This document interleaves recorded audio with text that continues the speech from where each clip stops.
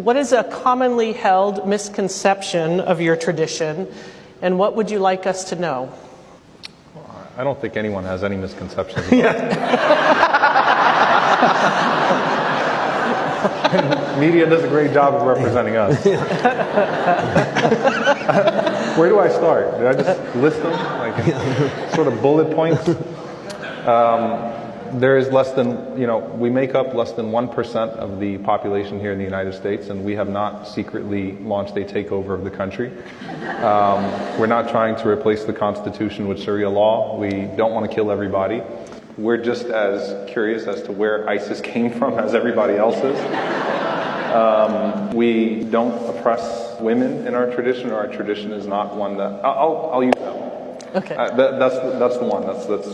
That's the one I'll focus on just for a moment. And I think it plays into a larger narrative that Islam is a cause of destruction and regression.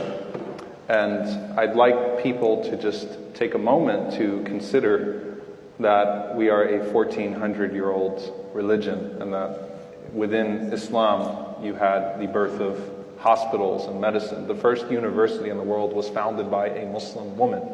Our country here in the United States has yet to elect a woman president. The largest Muslim country in the world, does anyone know what the largest Muslim country in the world is?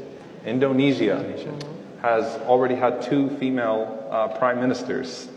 So associating Islam with regression, particularly the oppression of women and holding women back, where some of the greatest female scholarship has been produced from the Muslim world over the last 1400 years, I think is very dishonest and disingenuous. So I think Islam being associated with regression, and particularly within that regression, the oppression of women.